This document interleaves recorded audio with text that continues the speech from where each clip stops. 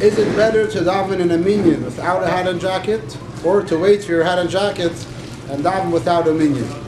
So this question it's really an individual kind of question. In certain questions there's clear answers, but this question really depends on the person. I'll tell you in general, the svardas would be, according to in halacha, what overrides what? The pashtus in halacha, the minion will override a hat and jacket. That's on a basic level. However, sometimes in halacha it says that if your davening will be enhanced, will be a better kind of davening, then better to daven without a minion. For example, it says if someone can only daven out loud, he davens quietly, he doesn't have kavanah, but when he davens out loud it disturbs other people. So it says such a person should daven alone without a minion and can daven out loud. Which means that the davening out loud, the davening properly is more important than the davening with the minion. So when it comes to the hat and jacket, it will be the chayr, the same svarda. For some people, who grow up davening with a hat and jacket, so without a hat and jacket you feel like a certain emptiness, you feel like a certain you have a lack of respect to the davening, so the davening might be affected by it. And in that case, then it will be more important to daven without a minion with the hat and jacket. But for a person that for him is the same thing with hat and jacket, without hat and jacket, then the chayra, the rule with the halacha seemingly would be to him to daven without the minion. Always understand. Yeah? What? It's a bigger question.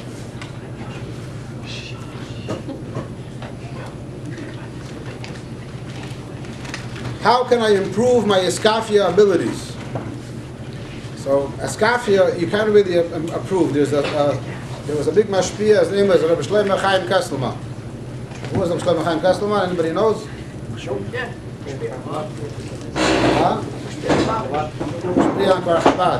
So they put out 2 books on him, 2 volumes of his life.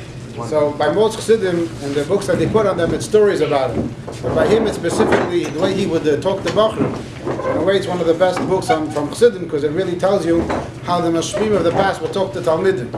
So over there, he has a chapter on Eskafia. So he tells his Talmidim that sometimes a person makes a achlata for Eskafia, I'm not going to eat a certain item anymore. No more bamba. That's it, no more bamba. So he told his Talmidim that's not a good idea. Because once you stop, if you make a achlata to not eat bamba anymore, then already it's not Eskafia, because in your mind it's like it's not kosher, so it's off the table b'chlal. So he told his Talmidim, when you want to do Eskafia, you have to once in a while eat it, and this way you remember the taste and you want to have it, and then you break yourself and don't have it all the time. So the way to do Eskafia is, and the question is how to improve your Eskafia abilities.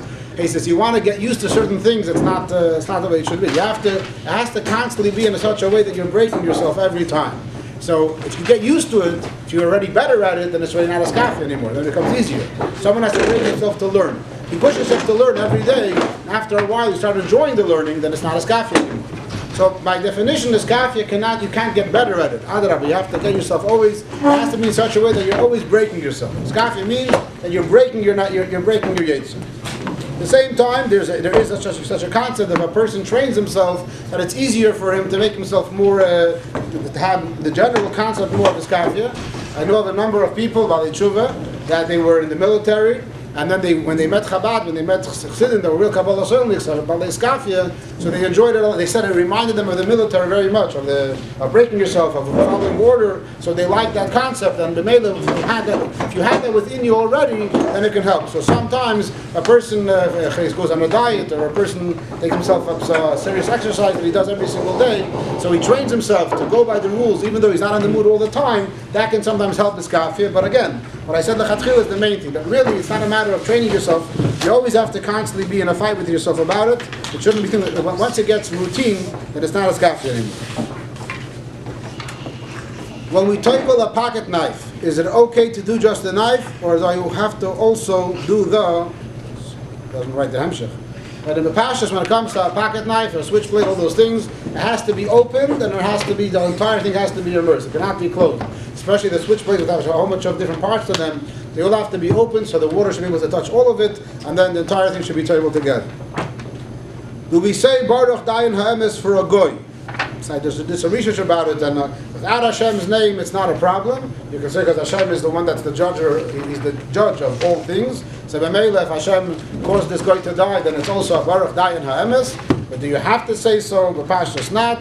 And the Mishnah talks about when a Eved Knani dies, so you just tell the person, like, you tell the owner of the Eved Knani, Hashem should reimburse you for what you lost. And so by a Eved Knani, that's what you say. But a Goy may be slightly different.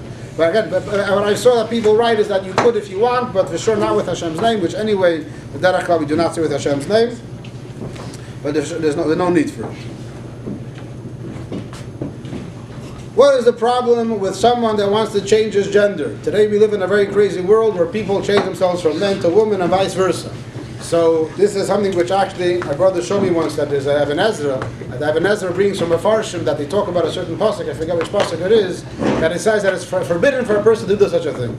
And Ibn Ezra writes that's ridiculous because it's impossible anyway. But today it already became possible because of medical technology. So obviously it's wrong. What's wrong? So there's actually a letter of the Rebbe. There was a Yid in the 1980s who lived in California, and he was interested in doing it. And again, it seems like the Shliach convinced him to write to the Rebbe. And the Rebbe writes to him not to do so. And the Rebbe writes to him that halachically there's such problems. The Rebbe tells him that you have to have, if you have a challenge, then you have to overcome your challenge. The Rebbe explains to him more deeply how to overpower it. But regarding what's the problem, so obviously everyone understands that something's wrong over here. So halachically, there are two main wrong things. First of all, we all know there's an issur of Yilbash Gever Simlas Isha. It's forbidden for a man to wear women's clothing. So what can be more women's clothing than such a kind of procedure? The person makes himself into a woman mamish. That's for sure. The Pasha is included in the same issur that he writes. Yachad Zed is another issur of Sirus. It's forbidden for a person to do something to himself which will cause himself not to be able to have children.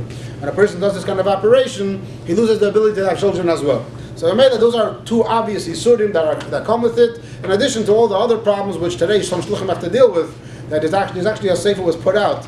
It's called Kider Ta'apuchos, an upside down generation. A Rabbanim put out about what's Ta'akad Halach. If you're a shliach or you have a shul, and a person walks into shul, and the person was born a man and now looks like a woman, which side of the mechitzu do they go to? Can they be part of a minion? Do they have to put on tefillin? There's all these questions come up and they write about it. It seems like the general opinion is that you go by the way the person was born, but in certain things you have to document. When it comes to mechitza, it gets more complicated. So again, the halachas for pashas are two things that I said. The main things are what the issur is, and then there are many, many other problems which come from it, and it's understood in pashas that it's heipech etznius bechlal. Is there a thing to kiss the mezuzah or just to touch it? Mezuzah, I'm not sure what the last word of it is.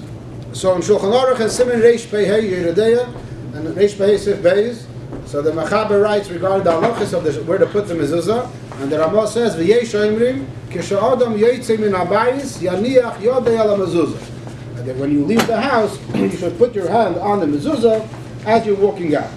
So here it does not say to kiss the mezuzah. However, Klal Yisrael, the minhag pretty much for everybody is to kiss the mezuzah. However, you should know that the Rebbe's minhag is the Rebbe always would touch the mezuzah, not actually kiss it. So there's an Indian to touch it for sure. It says clear in the Ramah, and Klal Yisrael pretty much across the board, everybody kisses it as well. Not only that, it's brought down that Sefer HaZechrenis is a story that there was, I forget which person it was, one of the people that destroys over there, that they would instill their children with the Avos to Hashem, that every morning and every night they would take their child to the mezuzah, kiss the mezuzah in the morning, kiss it at night, even though the kid was a little baby, they instilled that in them. So obviously kissing the mezuzah is a minute that we have amongst Klal Yisrael, but mitzad the halacha, what it says in the Shulchan Aruch is only to put your hand on the mezuzah. That's the Rebbe's minhag, so some people want to do that, and that's enough for them.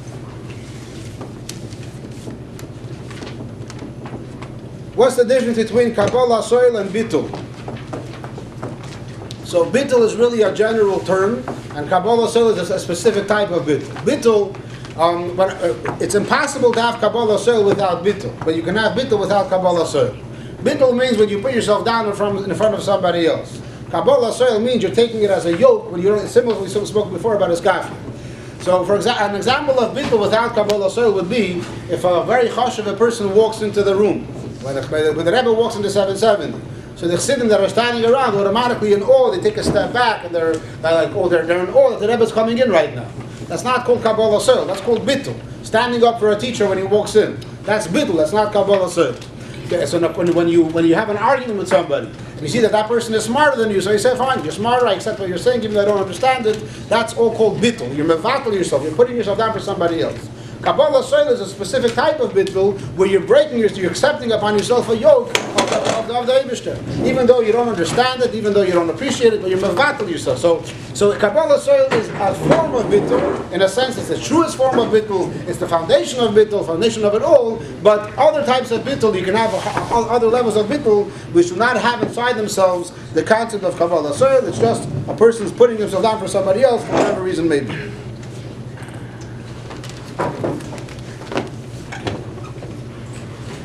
How do you cover your eyes by Shema if you have to read the words from the Siddur? So you have to learn it Baal Peh before, so you can remember how to say Shema.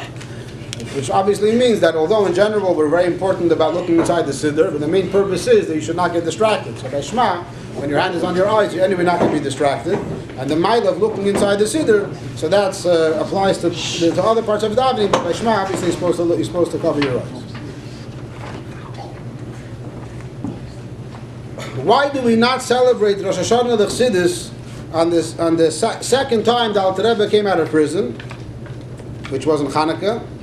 And because it's brought down that the second time the Alter Rebbe was arrested, it was a bigger kitrug. It was against Chassidus, versus the first time the kitrug was against the Alter Rebbe himself. So the Sbachar is asking basically that it says in the Sichos of the Frierdiker Rebbe that when the Alter Rebbe was arrested the second time, and was released on Hanukkah, that was more dangerous. Versus the first time when he was arrested, which resulted in Tes Kislev, it wasn't as dangerous. So why we should celebrate the second time? The answer to the is like this. This Bechla that we celebrate Tes Kislev is because, it wasn't just because Alter Rebbe was released from prison, it's because Lamaila there was a Kitru. Now, we understand, by Chassidim we understand that whatever happens in the Rebbe's life is not just what we see down here. It's obviously something deeper going on. And throughout the years, the Rebbe had numerous medical situations. Not only the Rebbe, the other Rebbeim as well. They were